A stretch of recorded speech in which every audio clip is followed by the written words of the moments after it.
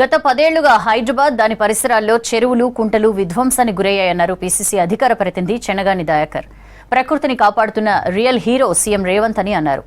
నడెన్ చెరువు బఫర్ జోన్లోనే అనురాగ్ కాలేజీలో నిర్మాణం జరిగిందని చెప్పారు.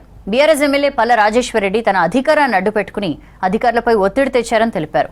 అనురాగ్ యూనివర్సిటీలో ఎన్నో అక్రమాలు జరుగుతున్నాయని ఆరోపించారు చెన్నగాని దయాకర్.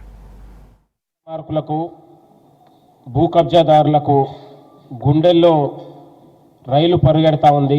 హైడ్రా అనేది ఇవాళ ఎఫ్టీఎల్ బఫర్ జోన్లలో కళాశాలలను నిర్మించుకొని విద్యార్థుల రక్తం తాగుతున్న యజమాన్యాలకు కూడా ఇలా గుండెల్లో గుణపం అవుతుంది.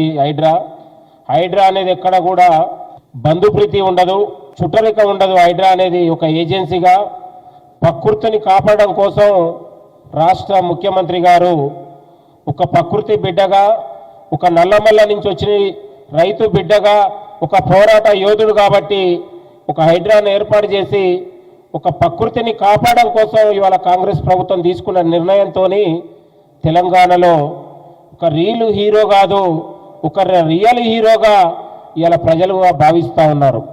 గత పాలకులు 10 ఏళ్లుగా తెలంగాణ విధ్వంసం చేస్తే నగరంలో ఉన్నటువంటి గండిపేట, హిమాయత్ సాగర్, లేకులు, కుంటలు, చెరువుల్ని కబ్జాలు చేస్తే అలాంటి వాళ్లకు అక్రమార్కులకు గత పాలకులు ఊతమిచ్చి ఆతిథ్యాన్ని ఇచ్చినటువంటి సందర్భంలో ఇవాళ ప్రజాపాలన ప్రభుత్వం ముఖ్యమంత్రి రేవంత్ రెడ్డి గారి నాయకత్వంలో చెరువులు, కుంటలు ఎవరు కబ్జా చేసినా, ఎంతటి గొప్పవారైనా, ఎంతటి సెలబ్రిటీ అయినా కూడా హైడ్రాకు బలి కావాల్సిందే. హైడ్రాకు తీసుకునే నిర్ణయానికి, చర్యలకు గురిగాక తప్పదనే విషయాన్ని కూడా ఈ సందర్భంగా